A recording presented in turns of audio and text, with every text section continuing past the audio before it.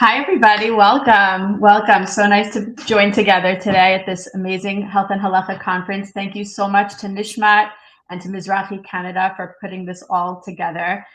This is very, very exciting.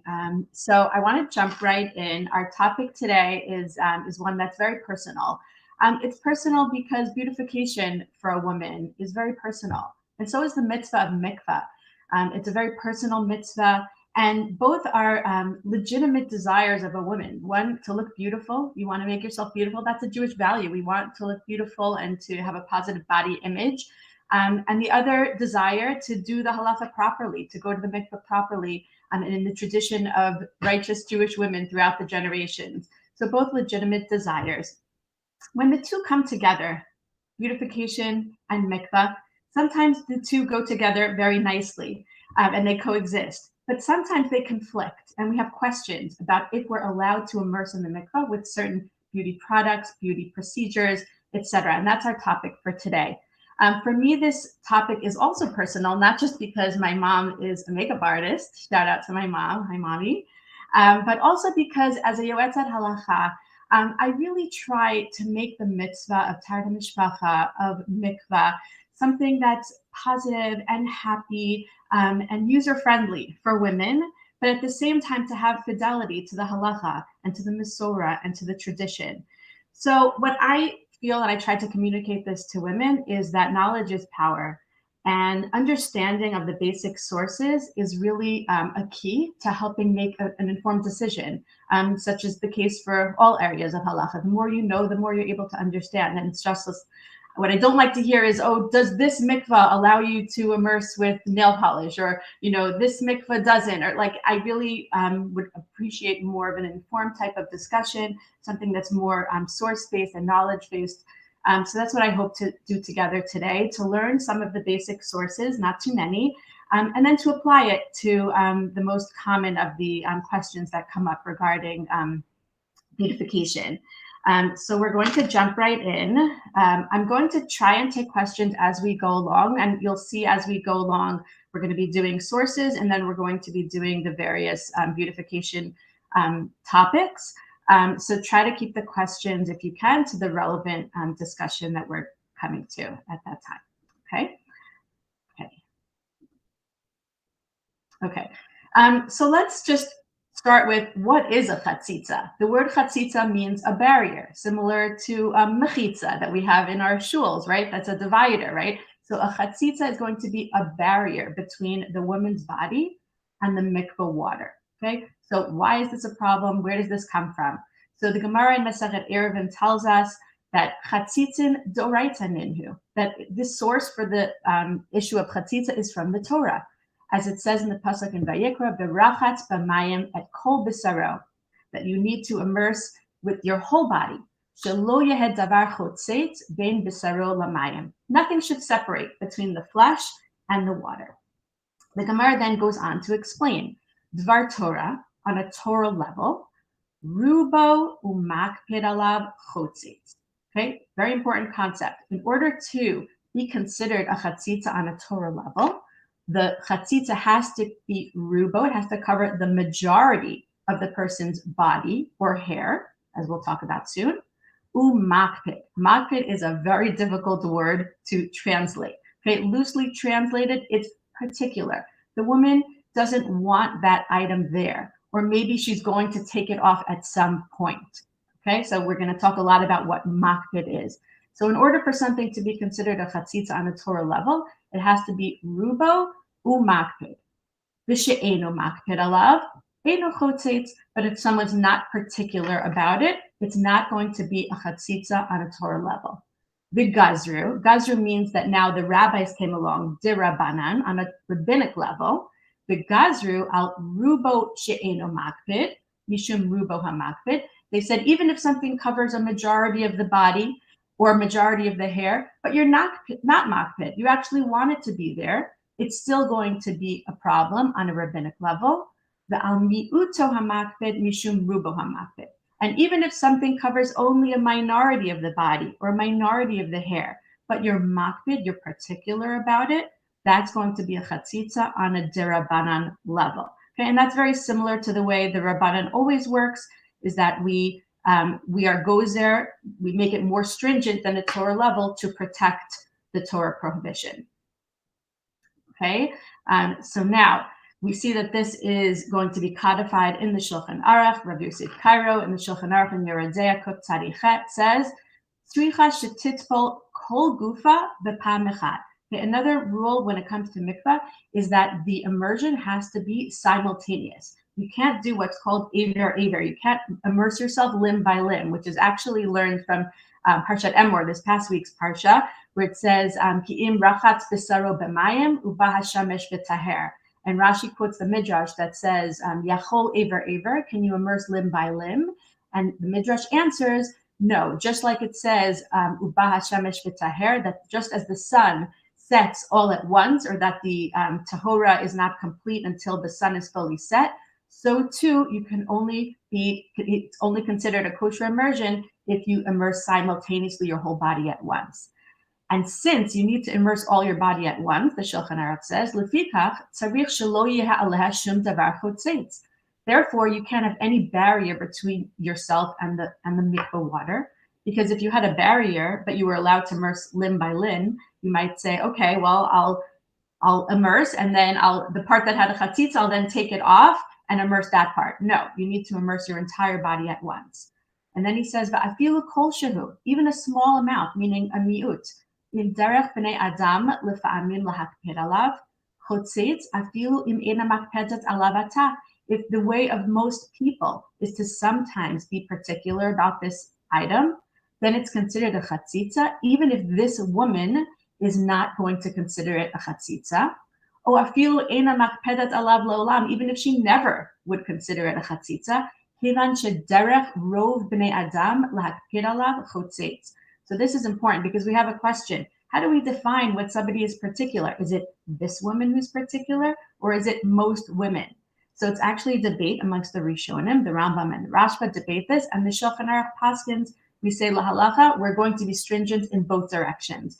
If a woman is particular about a certain something on herself, even if other people are not, we're going to say she has to go ahead and remove it. And if she doesn't care about it at all, it doesn't bother her that she has, paint on her arm, but most people would, we're going to say she has to go ahead and remove that as well. And then the Shulchan Aruch says the opposite way. The imhu chofa rov haguf, if something is covering a majority of your body, afilu ein derech b'nei adam lahakpid b'kach, even if most people wouldn't care about it, chotzitz, because we said on a rabbinic level, if you have one of the criteria, either rov or makpid, it's going to be a chatzitza. Okay, and then this is going to be very important.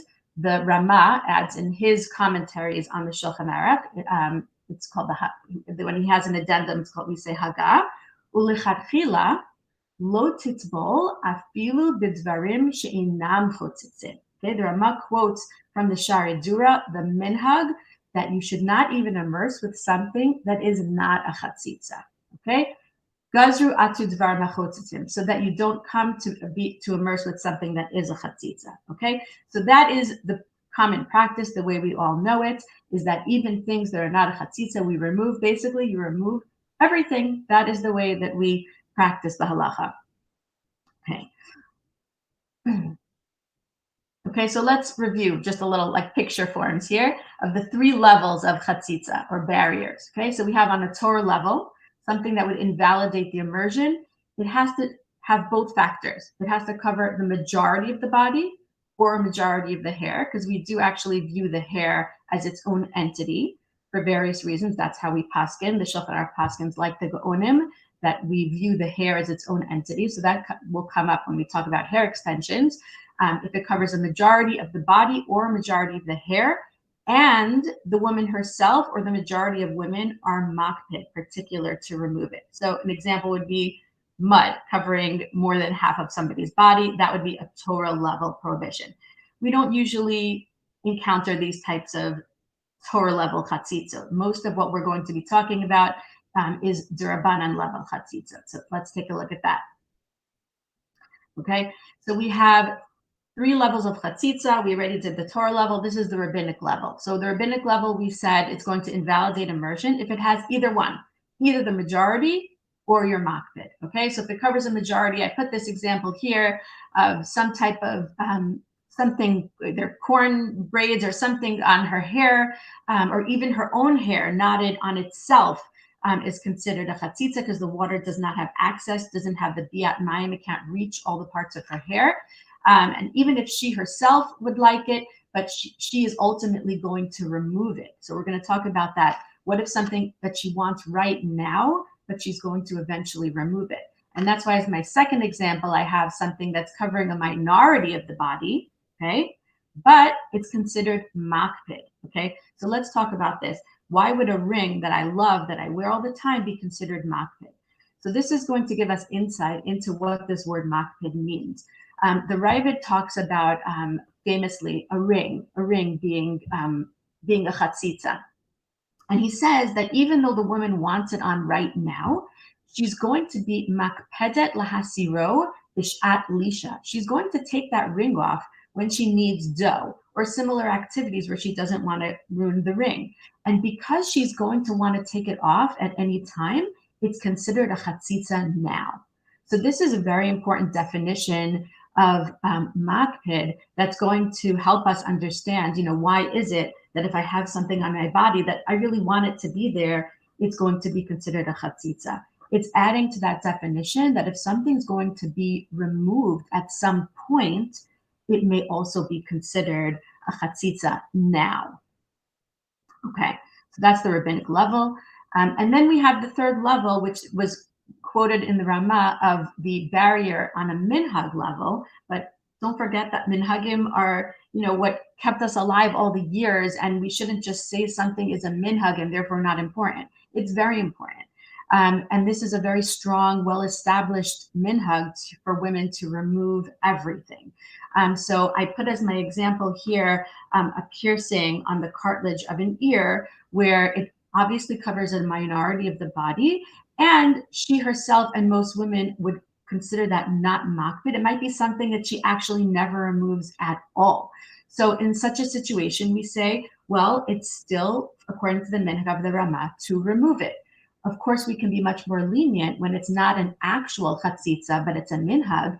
And in a case where it would cause her pain or infection, or the hole would close up, we can be much more lenient on something that is what's called a mi'ut, a minority, she'eno makpid. You're not particular to remove it. Okay, so that's on the level of the minhag. Okay. Now, this minhag, by the way, of the Ramah, Ramah was the Ashkenazic posek, so the Mechaber, the Shulchan Aruch himself, did not record this minhag. And therefore, there is a split amongst Sfardim about whether they accept this minhag or not. Rav Ovadia Yosef, Zichrono Livracha, did actually not accept this minhag, and we're going to see that he was therefore more lenient when it came to certain barriers that is a mi'ut she'ino makpid. Okay, a minority of the body that she's not particular to remove. Other Sfardim, such as the Ben Ish Chai or Mordechai Eliyahu, do accept this minhag. So if you're from a Sephardi background, you should verify with your posek, with your halachic authority, how you hold in this regard. Okay. Moving on now, in terms of our beauty products, okay, there is a famous tshuva from the Rashba that really is like the key to understanding this topic, and it's really like a foundational source. So we're going to go through it together. This is going to be the last like actual sources that we learn. Then we're going to get into the fun stuff of the beauty products and procedures. Excuse me, but we want to understand what the Rashba says here about the beauty products. And he says, Nashim shitzovot sa'arotan lenoi. Okay, women that color, that dye their hair for beauty. Mistabra she'em chotzitz. It seems that it's not a chatzitza. And why? Denoi hulahen. It's beautiful for them. Ve'enam makpidot lahasiro lolam. They are never makpid to remove it. The Adarabah, on the contrary, they actually, when they want to replenish it always, when it fades or grows out, they want to do it again for beauty. The afal pishet savazet poshet b'chol hase'ar. The rubo afal pishet ein makpid alav chotzitz. Even though we said we count the hair separately, and hair dye, after all, is on the majority of the hair. Kan, and he plays on the word makpid here, kan makpedet, v'rotzali sham. She wants it to be there. V'harehu ki'iluhu migufo shel se'ar. It's as if it becomes part of her body. Okay? And this is something that people understand as the key here is that when something is beautiful, it's almost considered as if it's part of your body. The ode yireh she'in mamasho base'ar. Another important point about hair dye, the Rashba says. He says there's no actual tangible substance to it. It's actually just the color. The mamasho base'ar, either whether it's on the hair or al hayadayim, they used to like some type of like a henna type of dye that they would put on the hands. Ella mar'ito shel tzava. It's just the color itself. There's no actual tangible something on the body. Ulefikach in chotzit, and therefore it's not a chatzitza. Okay, and this is quoted in the Shulchan Aruch as the halacha in Kuf Tzadiche V'Yeredeya, Tzeva shetzovot hanashim al peneihen v'yedeihen v'se'ar roshan eno chotzit. Color that women color on their faces, hands, and hair are not a barrier. Okay, now before we get too excited and thinking that makeup and all of these things and beauty products are not a chatzitza, we have to dig a little deeper and talk about the Rashba, because he mentions two factors, actually more like three, but two major factors. The one is noi, that's for beauty. Okay, so when something is for beauty, it can be considered makpid, that you're not particular to remove it. Some would consider it even a super makpid. It's even better that you don't care that it's there. You want it to be there, and it makes it even stronger. The second thing that he mentions, though, is the fact that it has no mamashut. There's nothing tangible on it. So what do we say about that? What if we have just one of the factors and not the other? What if you have something like nail polish, for example, which is done for beauty, but it has mamashut. There is something tangible there on your nails, okay, right? Or other things like that. Do you need both factors? Okay, so this is a big debate amongst the Achronim. You have Achronim on both camps. You have the Sidrei Tara, the Bach, the Prisha, who say, no, you really need both factors in order for it to be considered not a chatzitza. After all, the Rashba mentions both factors. And then you have others, like it seems like the Rama himself considers just the beauty itself to be enough of a factor. He says that if somebody is a butcher or a shochet, and he is used to having blood on his hands, that would not be considered a chatzitza. And that's based on the Gemara in Zvachim that talks about a person who has a profession where they're used to their hands being dirty in a certain thing, that it would not be considered a chatzitza. And there it's clear that it has some mamashut to it. So it seems like the Rama would hold that even if something has tangible substance on it, if you're not makpid, whether it's for beauty or if it's your profession, that we still don't consider it a chatzitza. And most poskim today, including Rav Moshe Feinstein, Rav Ovadia Yosef, did accept that noi alone is sufficient to be considered not a chatzitza. However, we do have one additional factor that we have to consider seriously, and that is the fact that the Rashba mentions that the hair dye was never removed. Okay, and that's a big thing because most of our beauty products are at some point removed. So is that going to make it a situation where we consider it makpid? And how do we compare it to the ring of the Ravid where he said that she's makpida lahasiro? She is going to be particular to remove it at a certain point. So we're going to have to talk about those as it comes along. Okay, so that's really basically our sources in terms of what factors we have to consider when we look at each of the beauty treatments. Is it for beauty? Does it have mamashut? Does it have something tangible? And is it going to be permanent? Okay, so we're going to talk about all of those factors. If anybody has any questions as we go along, I hope to see them in the chat and take them as we go along. Okay, so the first thing I want to look at, and we're going to go, by the way, in order of most easily permitted to most difficult to permit. I wanted to go in that order, and you'll see why. The hair dye is the one that's the easiest because it's most similar to what the Rashba was actually talking about. And let's talk about what factors are involved here, okay? On the one hand, it does involve the majority of the hair, so it is a rove situation, as the Rashba said, but there's no mamashut. There's nothing tangible. It's just what we call chazuta ba'alma. It's just an appearance of the hair, that color. It's certainly done for beauty, for noi.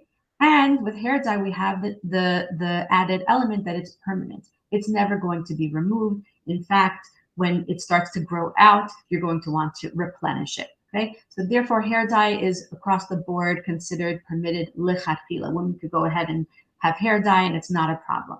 Okay, what happens though as it grows out? I know this picture is not too attractive, but as it grows out, so then what happens? Then what happens in situations where you have something done for beauty, but then as time goes on and it either grows out or something negative happens to it and it's no longer beautiful. So that's a situation that is a careful consideration. Once it's not beautiful anymore, then you don't have the noi aspect of it. So therefore, we say that lechatchila, if you would be embarrassed to go out with your hair looking like this, then it's a better idea before you go to the mikvah to do that touch up or to remove the dye.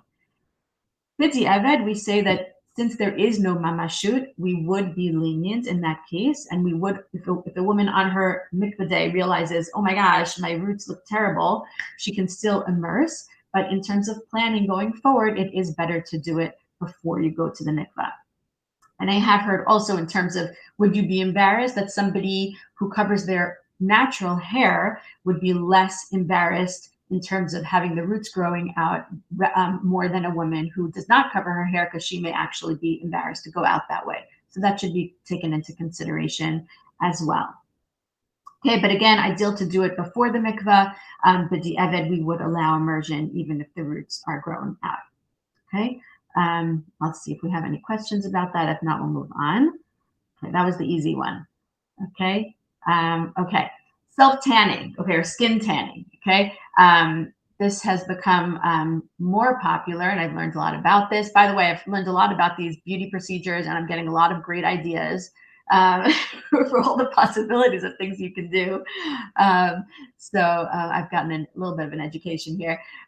Skin tanning, okay? So I'm talking about both the ones that you can do professionally and the ones done at home.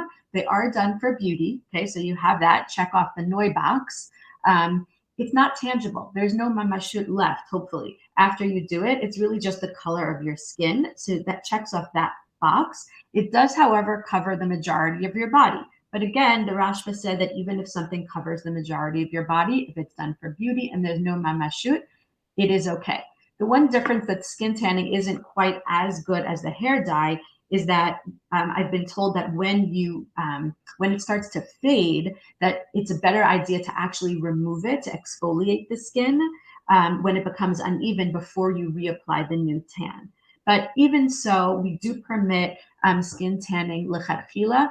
But this is the caveat here, is that it has to still look good. Once it doesn't look good anymore, and I was told that it could happen even after a few days, certainly after a week, then it's best to actually remove all of it rather than immerse with it not looking good. And another tip is just that you want to make sure if you do have the skin tanning that you don't spend too much time in the bath in chafifa preparation for the mikvah, because you don't want that to actually cause the skin tan to fade or to start washing out. So I've heard that about a 20-minute bath should be fine, and that's sufficient in terms of your chafifa, while still preventing the skin tan from fading. Okay, so this is in terms of the skin tanning, and let's move on if there's no questions about that.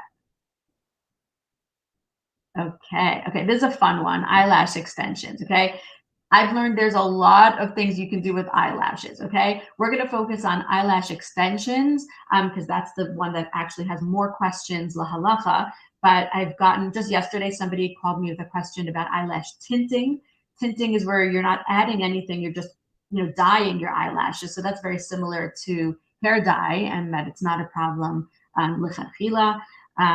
The eyelash lift, also, they're not doing anything or adding anything to the eyelashes, so that should not be a problem at all. The eyelash extensions is where you have somewhat of a question.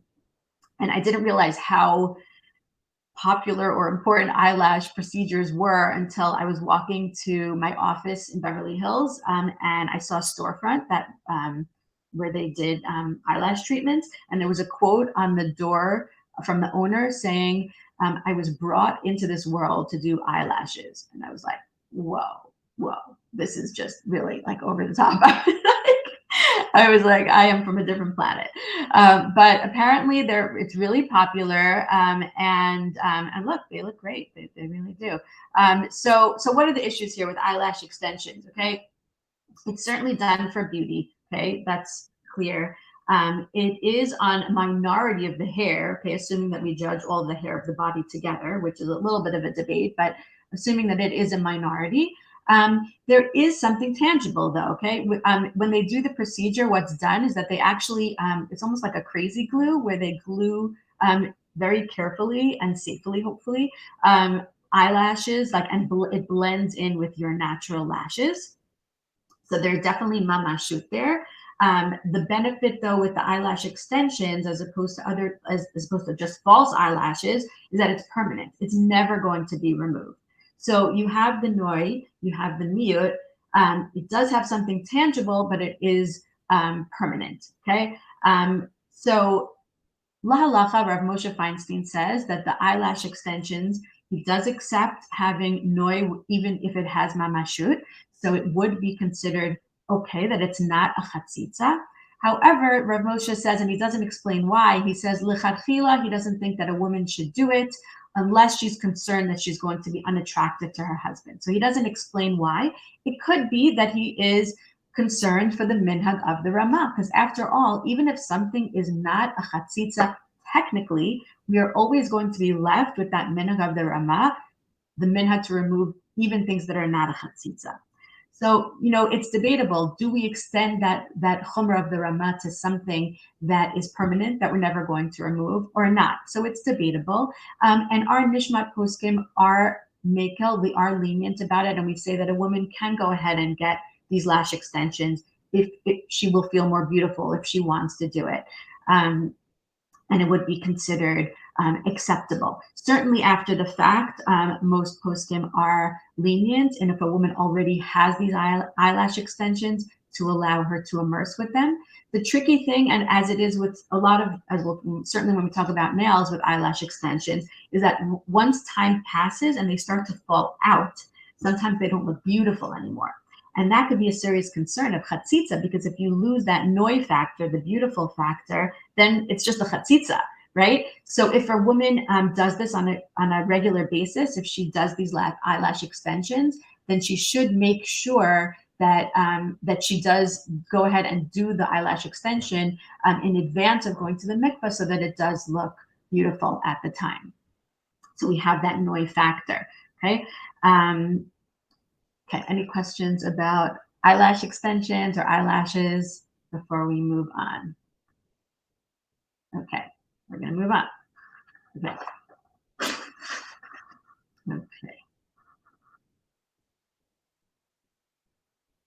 Okay. Nails. Okay, nails is our middle topic because it's a little bit of the transition. Okay, until now it was things that are mostly allowed. Nail polish is really a hot topic. I've been a Rebbitzin, a college teacher for over 20 years, and I've really seen such an evolution in terms of what's acceptable, what mikvah policies are, and there really seems to be a shift in what's going on out there. We'll talk about that after we talk about the basic factors to consider. Okay, so with nail polish, we have the fact that it's done for beauty, obviously. So we do have that noi factor. It is definitely on a minority, so that's good. So we have what we would consider a mi'ut, she'eno makpid, right? You're not makpid because you want it there. On the other hand, it is tangible. There is something there that has mamashut. You can't say that it's just like a dye. It is something that's actually there. And you have the fact that it will be removed eventually. Okay. Although now we have gels and acrylics and nail polishes that last longer, ultimately you will still remove it. So Most women will change the color, or maybe they won't always wear polish. So it really is going to be a question of chatzitza, because you're going to eventually remove it. So there's debate amongst the poskim about how we view this. Do we actually view this as a chatzitza? Or maybe we say, no, it's a minority of the body, it's done for beauty. Yes, it has mamashut, but not that much, or it's attached to the body. So we can't really compare it to the ring, which is like a foreign substance, right? So however you view that, whether it's a chatzitza or not, you're still going to then, even if you say it's not, you're going to have to deal with the chumrah of the Ramah to remove everything. So I have a little chart here with a nail polish summary. So do you view nail polish as chatzitza? Okay, based on the factors that we just discussed, that it has mamashut, but it is done for noi, and it is on a minority of the body. Okay, so either you say, yes, it is a serious concern, and your tevila might not be valid. Okay, so there are poskim that hold this way, that it is a serious concern. But even those poskim who say that it would be considered a chatzitza are willing to rely on the lenient opinions bish'at hadchak. Okay, so you have Rav Moshe Feinstein doesn't actually talk about it. It's debatable because he talks about the eyelashes, but the eyelashes, as we said, is something that's permanent. So it's hard to translate that into the nail polish. Rav Vazner and the Shevet Halevi, who's a major posek, who was from Israel, he holds that yes, it is a serious concern of chatzitza, but he is willing to rely on the lenient opinion b'sh'at hatzchak for women who refuses or just won't remove the nail polish, because we're always going to say when it comes to these things that it's better for a woman to immerse, with this barrier, if there is room to rely on, some opinion that it's permitted, rather than, risk her not going to the mikveh at all. Okay. I know that Rav Sobolovsky in his Sefer also has a serious concern about the tevila with nail polish because of the fact that it will chip at a certain point. And at some point, it's not going to be beautiful, kind of similar to the ring where you're going to take it off at a certain point. And then you have opinions that say, no, it's not technically a chatzitza because we do accept noi, even if it has mamashut. And the fact that it's going to be taken off at some point right now, you like the way it looks and you want it to be there, or it's a gel nail polish and it's going to be there for so long. So we don't consider it something that's makbid, but we still have to consider that minhag of the Ramah to remove everything. So what do we do with that when it comes to nail polish? So there's, again, as always, different opinions about that. So some say, so yes, it's the minhag to remove everything, and you should remove it lichatchila. When you plan out when you're getting a manicure, plan it around the mikvah, okay? But bish'at hadchak, maybe we could suspend the minhag. So that's a big question of what is considered shat hadchak. Do we say, well, I have a certain schedule of when I get my manicures, and if the mikvah doesn't fit in, then I have to immerse with my nail polish? Or do we say, no, that's not considered shat hatzchak? And this is where we get into that it's a very personal thing. And I do recommend that women speak to someone, either their Rav or Yoetzet or somebody, to talk it out and just see in terms of where they're holding. There are poskim that say, we should suspend the minhag of the Ramah and permit tvila with nail polish lechatchila. And why?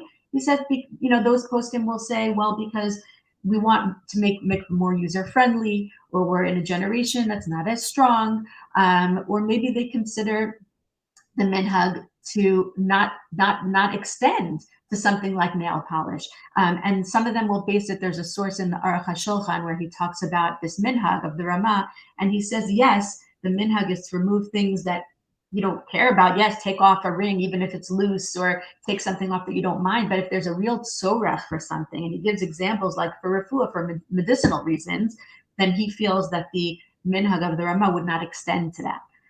Whether you can extend that reasoning to apply to something like nails is debatable. So, because usually in terms of allowing something for mikvah, there has to be a real need.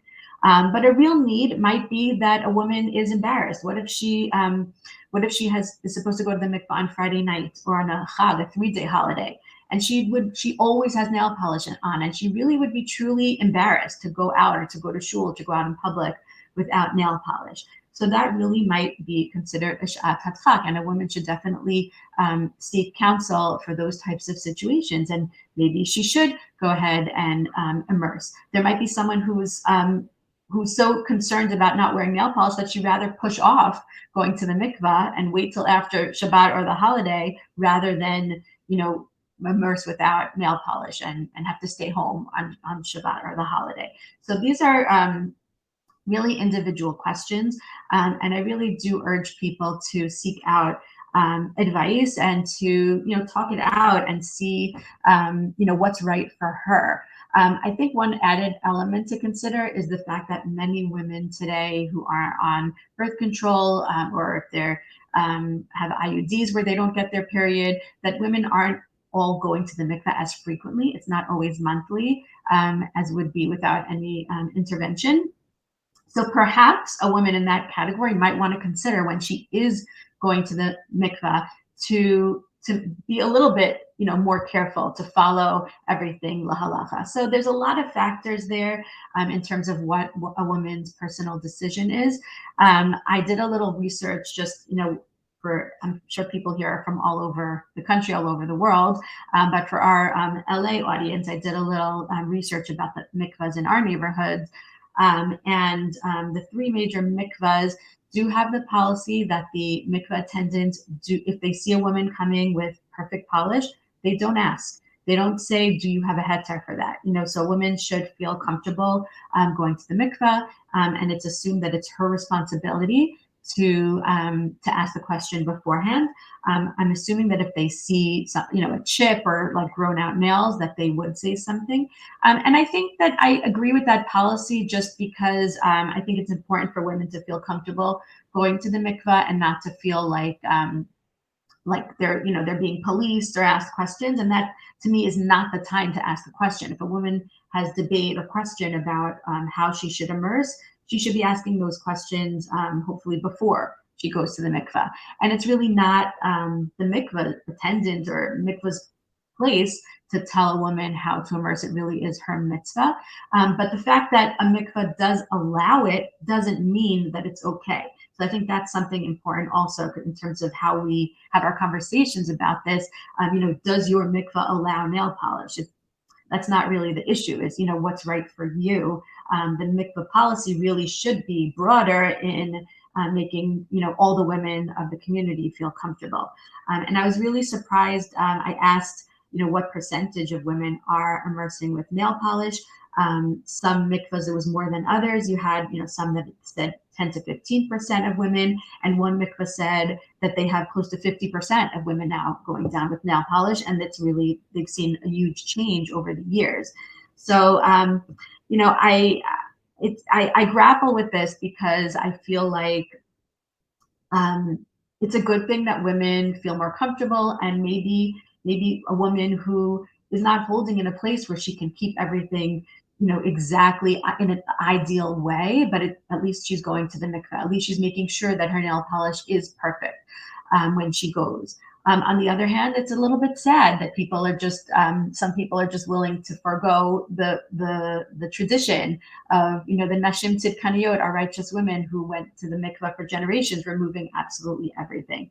So I grapple between the two in terms of how to advise women, but I really do think that it is a personal decision. That's if you're in this camp, by the way. If you do consider it a serious chatzitza issue, then it is more of a concern. It seems like at least the American poskim, Nishmat's posek in America, Rabbi Alman, Rabbi Bess, who I've spoken to about this, do consider it more on the level of the minhag of the Ramah that we're dealing with, and that's why there is room for leniency. But almost everyone, at least in America that I've spoken to, does agree that it should be removed lechatchila.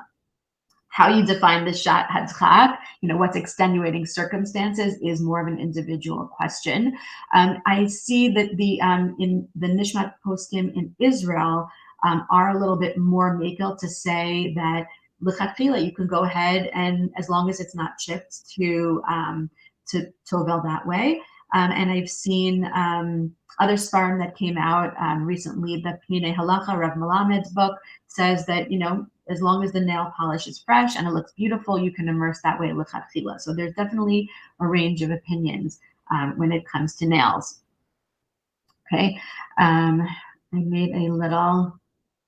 Okay. Now, when it comes to nails, we have to think about the fact that if you are going to immerse with nail polish, it does have to be linoy. It has to be beautiful. So that is a very subjective question. And I thought it'd be fun to do a little poll to see like what you guys think about these A, B, and C pictures. And these pictures were actually taken off of our Yoetzot WhatsApp group, because sometimes the Yoetzot, aside from asking questions to each other, will post pictures. What do you think? Do you think this nail polish is okay? Do you think it's not?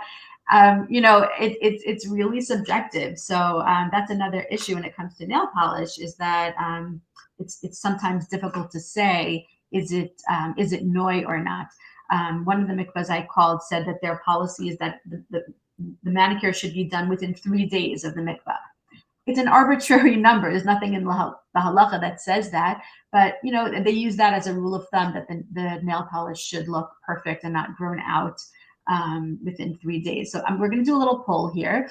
Let's look at picture A. Okay, you see the blue nail polish. Okay, so let's see here. Do you think it's noi or not? Okay, do a check if you think that it's beautiful, and do an X if you think that it's not. Okay.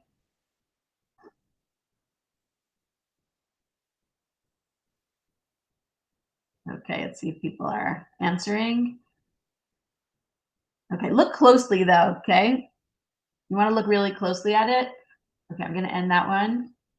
Okay, so we had 7% who said that it looked beautiful. If you look really closely, you see that there's like little dots on it. It wasn't done perfectly. It looks to me like a person did it themselves, not at a salon.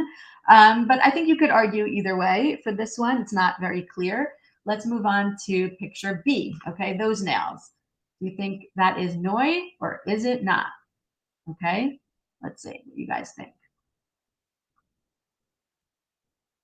It'll take a few seconds for that.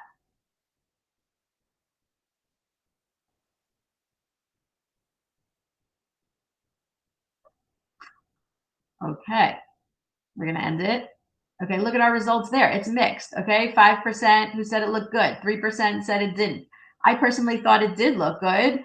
But maybe it's not perfect, and sometimes we'll use the criteria, would you feel comfortable going to a wedding like that? Because really what we're trying to get at is, do you have this noi factor? Because the noi factor is so important when it comes to nail polish, because it has mamashut. You're putting something on your body. So it's the only way that it's going to be acceptable and not makpid is if you have it beautiful. So that's important. Okay, let's look at picture C now, see what you guys think. Is it noi or is it not? Okay, let's see what you guys think.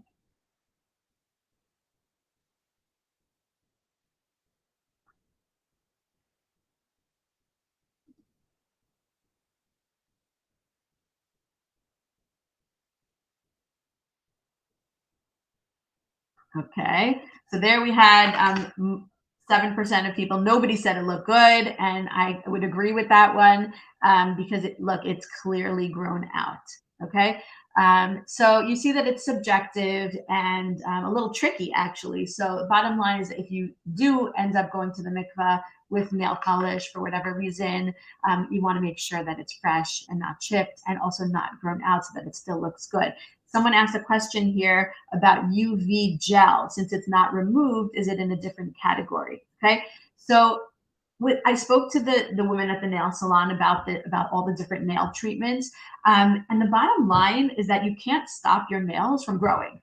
So even it could be like rock hard and never going anywhere, and you're never gonna. You at some point your nails are going to grow, right? And then like here, it's not the nail polish looks good, but does the whole thing look good? It's not going to look good, and it's going to have to be, repaired or filled in, whatever it is, at a certain point. So that certain point is kind of the same. I mean, you have with the gel, you have two benefits of the gel as opposed to a regular manicure. Number one, you have the fact that it stays on for longer. stays on maybe 2 weeks instead of 5 to 7 days of a regular manicure. So it's a little longer. When it comes to how long something will be on your body to not consider it a chatzitza, most poskim will use the rule of thumb of about 30 days. So the 2 weeks versus 1 week, it's a little bit better, but not that much better. But with the gel, you do have the added benefit, I would say, that it's usually removed by a professional. So we have a tshuva from the Maharsham of where if something's going to be removed by a professional, you're not going to do it yourself, then there is added room for leniency. So you have that with the gels, with the acrylics, with UV gels. But any type of nail treatment, it's always going to grow out at a certain point, and then it will no longer be beautiful. Okay. Okay. Any other questions regarding nails? Okay. Okay. Let's go on to the next slide. All right. Let's talk a little bit about makeup. Okay.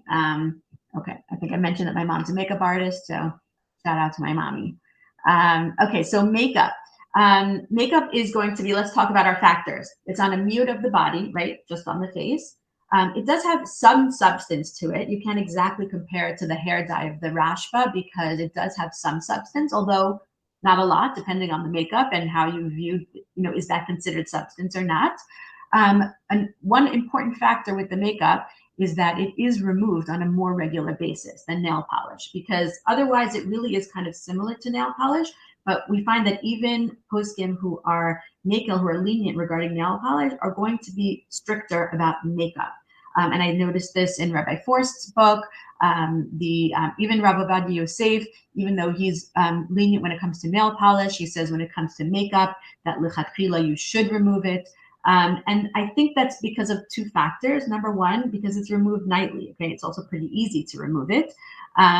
And women, is it going to be there forever? Sometimes women don't wear makeup. Sometimes they change the colors. So it's harder to say that it's not makpid about something like makeup. And another very important factor when it comes to makeup is that even if you don't consider it makpid, and aside from the minhag of the Ramah to remove everything, actually going into the water of the mikvah, it actually might cause the makeup to run or get ruined, and then it's no longer no longer beautiful. So that's a serious consideration. So if somebody gets, a permission to go ahead and tovel with makeup, whether they're for whatever reason, they have to consider that and make sure that it's completely waterproof when they're immersing, because otherwise you're not going to have that noi factor. So I had a situation where there was a woman who was supposed to go to the mikvah Friday night, and she is someone who it was causing her tremendous anxiety and stress to think about not having makeup on Shabbat. She said she's going to have to delay her tefillah till after Shabbos, and she just wasn't willing to go Shabbat without makeup. And there are people who are like that, and so we did allow her to immerse, but I recommended that she do a test run before Shabbat or on Thursday to put on the makeup exactly like she would, and then wash her face and see if it moves. And she said she had it down. It was, perfect. Nothing ran. It was really waterproof. And she did go ahead and immerse that way. So it is important to consider that there are extenuating circumstances where it would be permitted. Another thing to just keep in mind is that if you immerse, if it is a Shabbat or a Chag, there are, the reason that we have this consideration even more so on Shabbat and Chagim is because we have serious possible violations with putting on makeup on Shabbat.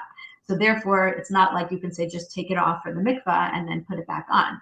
So a couple of things to consider is the possibility of using Shabbat makeup. And I just included, I have no stock in these companies, and I've actually never tried them either, but Seventh Day Shine and Shabbos Brush Ups have good reputations. I've heard of them, of Shabbat makeup, that they're less penetrating into the skin. They are not considered dyeing. So that's something to consider if you have a mikvah night on Friday night or a holiday, to consider using Shabbat makeup afterwards. But if it will cause considerable stress, like I said, where you might consider delaying going to the tefillah, then you should definitely consult with a Rav or Yoetzet. Okay. but that's for Mika. Hair extensions is going to be the element that is most difficult to permit, and that's because a couple of factors. Okay, it's much more of a foreign object than anything we spoke about previously. Certainly more than hair dye, more than makeup, more than nail polish. This is like a foreign item on your body. And not only that, if you see there's different ways that you can do hair extensions, there's invisible tape, sew-ins, micro rings, bonds, fusion. I tried to watch some YouTubes and I was just like, well, I don't know what's going on here. But a lot of them involve knotting and braiding the hair very tightly. So not only do you have the problem of something added onto your body, but you can't comb out your hair, which is an important part of preparation for the mikvah to make sure that there's no chatzitza in the hair itself. So it really is a very serious problem. In addition, with hair, we said that we're going to evaluate the hair as its own entity. And a lot of the hair extensions already are going to involve a robe, a majority of the hairs, where even the way that we judge hair, interestingly, is that it's not just considered robe if it covers most of the hair, but if it involves most of the hairs of the head, then it's considered a majority. Meaning, if you have a chatzitza on a little part of one hair, that whole hair gets knocked out. So it really does run into issues of robe when it comes to hair extensions. And even the hair extensions that are, the most durable, eventually they'll be either removed or repositioned. So even if it lasts more than a month, it will eventually be adjusted or removed. It is done for beauty, and it does have to be removed by a professional. So there are, some heterim in certain situations. If it's a real extenuating circumstance, you should ask that question. Sometimes, for medical reasons, someone going through chemo or something where there's really involves a lot of pain and anguish, then you should ask the question. But as a general rule, hair extensions are frowned upon lahalacha. And keeping in mind that the 30 days, we usually use those types of heterim for more serious needs, such as medical needs. But if you do have a question, you should consult. Okay. Hair removal is really a separate type of a topic because till now we've been talking about chatzitza, like a barrier. Hair removal is a little bit of a different topic, but since it has to do with beauty treatments, I'm going to mention it just a little bit. A part of your body can't be considered a chatzitza, okay? So that's what we have to make clear right off the bat. When I was in the Yoetzet program, when we were learning about this, I remember Rabbi Berger said, well, a woman can't say that she doesn't like her nose and she's makbid on her nose, right? So something that's part of your body is not going to be a chatzitza.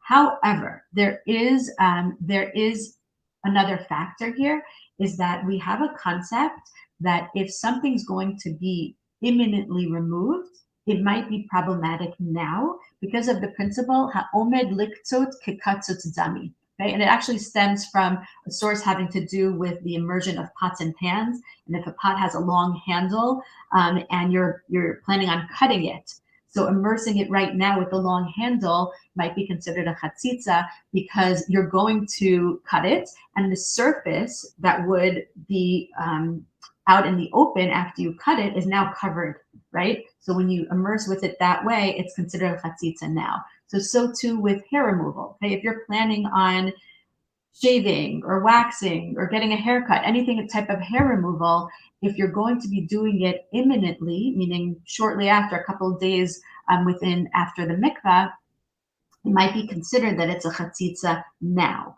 So therefore, we say that if you are planning on waxing or shaving or getting a haircut shortly after the mikvah, it's better to do it before the mikvah. Okay. B'di'evid, we're going to say it's part of your body and it's not a chatzitza. But if you are able to arrange it that way, then you should. We use this issue about ha'omed liktzot kekatzot dami becomes even more of an issue when it comes to nails. And that's because again, we said a part of your body can't be considered a chatzitza. However, because dirt and dough under the nails is a chatzitza, the Shulchan Aruch records that it's been a minhag of women to cut their nails for the mikvah. So that's where we have that long-standing minhag to cut nails. And the Ramah says that since women have the minhag to cut their nails, if a woman forgot to cut even one nail when she went to the mikvah, she should repeat her tevila. Okay, and the Shaf over there says that that's based on this concept. Ha'omed liktzot kekatzot dami. Since we already have the minhag to cut nails, if you forgot to cut one, then it's going to be cut soon, and it's already a chatzitza. Okay, I'm not going to get into the whole other topic of long nails and people who don't want to cut their nails because it's a little bit of its own topic, but that's the basis for in terms of hair removal. If someone is going to get wax done before the mikvah, we do recommend, just as a recommendation, to do it at least a day before the mikvah to ensure that no wax remains on the skin, because the wax is an actual chatzitza, not something that you want there. So it's just a good idea to have it done in advance of going to the mikvah, so that you don't have that problem.